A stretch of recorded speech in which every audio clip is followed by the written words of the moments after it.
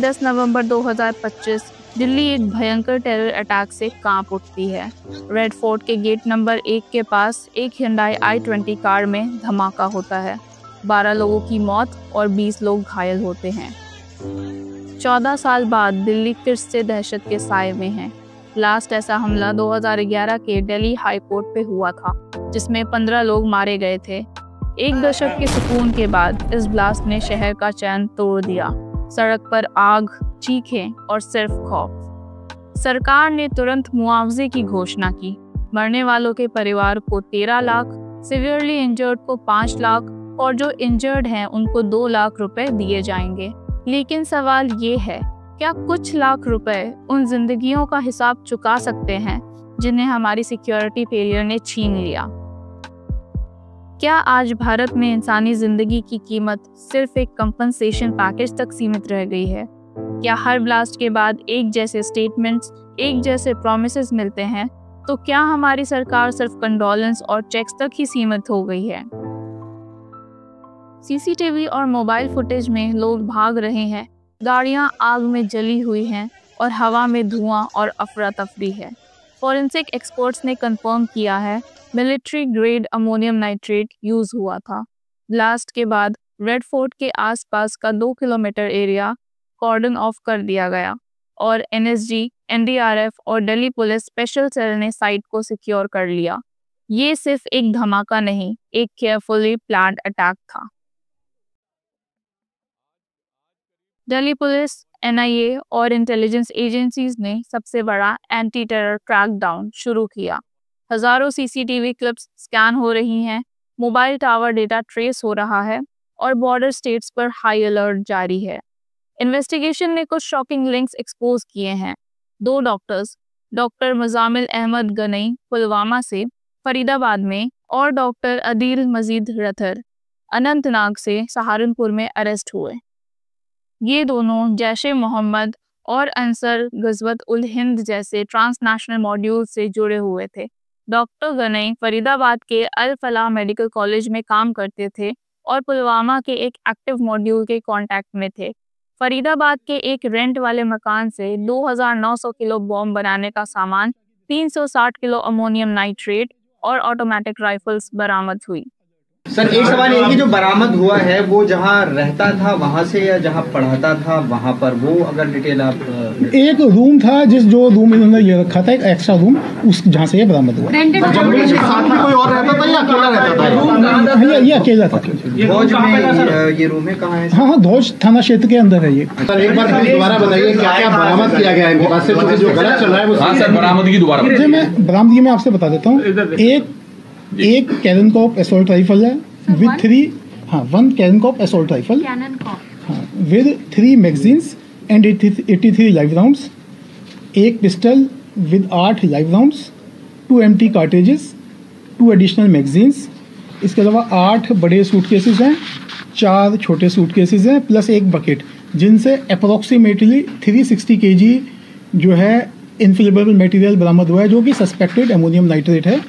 और इसके अलावा टाइमर्स 20, टाइमर्स विद बैटरीज 4, एक जो है remotes 24, heavy metal approximately 5 kg और walkie talkie set, electric wiring, batteries एवं अन्य इस तरह का जो कॉन्ट्राबैंड मटेरियल है वो रिकवर किया गया है। आरडीएक्स वाली जो बात आ रही थी वो नहीं। हाँ, आरडीएक्स वाली बात गलत है। It is not RDX. AK-47 वाली sir? It is not AK-47। मैंने बताया इट इज़ बेसिकली कैननकॉप assault rifle.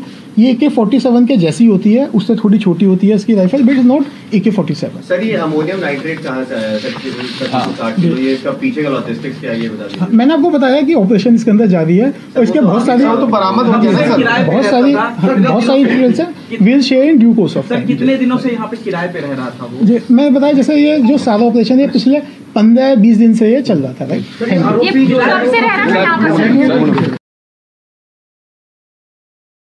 Home minister Amit Shah site पे पहुंचते हैं, LNJP हॉस्पिटल में विक्टिम से मिलते हैं और कहते हैं हर हाथ जो इस साजिश में शामिल है उसे हम ढूंढ निकालेंगे। लेकिन लोग पूछ रहे हैं हर ब्लास्ट के बाद वही लाइंस, वही प्रॉमिसेस। क्या अकाउंटेबिलिटी कभी रियल एक्शन में बदलेगी? प्राइम मिनिस्टर मोदी ने भूटान से देश को एड्रेस किया। लेकिन आज मैं यहाँ बहुत भारी मन से आया हूं। कल शाम दिल्ली में हुई भयावह घटना ने सभी के मन को व्यथित कर दिया है। मैं पीड़ित परिवारों का दुख समझता हूं। आज पूरा देश उनके साथ खड़ा है। मैं कल रात भर इस घटना की जांच में जुटी सभी एजेंसियों के साथ, सभी महत्वपूर्ण लोगों के साथ संपर्क में था, विचार विमर्श चलता था, जानकारियों के तार जोड़े जा रहे थे। हमारी एजेंसियां इस षड्यंत्र की तह तक जाएगी। आई विटनेसेस के मुताबिक एक तेज धमाका हुआ, सब कुछ हिल गया। रेड फोर्ट के नीचे सड़कों पे खून था, लोग चीख रहे थे। यहाँ कम से कम 100 से 200 लोग मौजूद थे या उससे भी ज्यादा थे, क्योंकि यहाँ भीड़ हमेशा रहती है, क्योंकि मार्केट है यहाँ पर और गुरुद्वारा भी है अंदर, तो यहाँ भीड़ हमेशा रहती है। तो ब्लास्ट बहुत तेज हुआ था कि कान भी सुन पड़ गए थे। 5 मिनट तक तो कुछ समझ ही नहीं आ रहा था कि क्या हो गया ये। फिर अचानक से भगदड़ मच गई यहाँ पर कि ब्लास्ट हो गया, ब्लास्ट हो गया। तो हम भी देखने आए, हम यहाँ मार्केट तक आए। यहाँ उस टाइम पे कोई पुलिस प्रशासन कोई मौजूद नहीं था यहाँ पर। आधे घंटे बाद जब लोग एक दूसरे को उठाए, जले हुए लोग भाग रहे थे सड़क पे, मैंने ऐसा भी देखा है। और यहाँ उड़ उड़ के बंदों के हाथ पैर उड़ उड़ के यहाँ तक गिरे हैं मार्केट तक। और फिर मतलब कुछ देखने लायक भी नज़ारा नहीं था कि इतना ज़्यादा लोग तड़प रहे थे, मतलब देखा भी नहीं जा रहा था बिल्कुल भी। और पूरे रोड जला पड़ा है आगे, जैसा कि आप देख सकते हो, सब ब्लॉक कर रखा है। लोगों की लाशें पड़ी हैं रोड पे, गाड़ियां फटी पड़ी हैं। एक शायद बस में भी आग लग गई थी यहाँ पर। तो बहुत बुरा हाल हो रखा है यहाँ पर। और यहाँ कुछ भी नहीं बचा पूरी रोड पे, आप देख सकते हो, कुछ सारी रोड काली पड़ी हुई है पूरी। शहर का माहौल अब भी टेंस है। लाल किला, मेट्रो और पूरा रेड फोर्ट कॉम्प्लेक्स 3 दिन के लिए बंद। High alert from Delhi to Varanasi, from Mumbai to Patna. लेकिन लोगों का एक ही सवाल, जब इंटेलिजेंस अलर्ट पहले से ही इशू था तो एक्शन क्यों नहीं हुआ? क्या हम सिर्फ नेक्स्ट ब्लास्ट का वेट कर रहे हैं?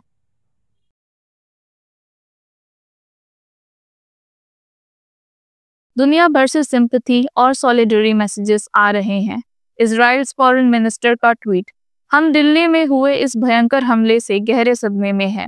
इजराइल भारत के साथ खड़ा है, आतंकवाद के हर रूप की निंदा करता है और पीड़ितों और उनके परिवारों के साथ संवेदना व्यक्त करता है। Our thoughts and prayers are with the victims and their families. China, Delhi blast के पीड़ितों को हमारी संवेदनाएं। चीन इस गम की घड़ी में भारत के साथ है। US, UK, France, Russia, Iran, Japan, Afghanistan, Maldives, Argentina, Sri Lanka, European union representatives ने भी कंडोलेंस भेजे हैं। भूटान प्राइम मिनिस्टर शांति के लिए दुआ करें और भारत के साथ डीपेस्ट सिंपैथी जताएं। श्रीलंका की ऑपोजिशन ने टेररिज्म के खिलाफ ग्लोबल यूनिटी की अपील की है। सरकार का कहना है जस्टिस मिलेगा, लेकिन पब्लिक कह रही है कब तक सिर्फ बयान मिलते रहेंगे। हर ब्लास्ट के बाद एक पैटर्न रिपीट होता है, मुआवजा, कंडोलेंस और कमिटी, और फिर साइलेंस। दिल्ली का ये ब्लास्ट एक रिमाइंडर है, सिक्योरिटी एक स्लोगन नहीं, जिम्मेदारी है। अगर सिस्टम फिर से सो गया तो लोग फिर से मरेंगे। क्या ये है इंसानी जिंदगी की कीमत भारत में आज? एक चेक, एक स्टेटमेंट और फिर एक नया ब्लास्ट।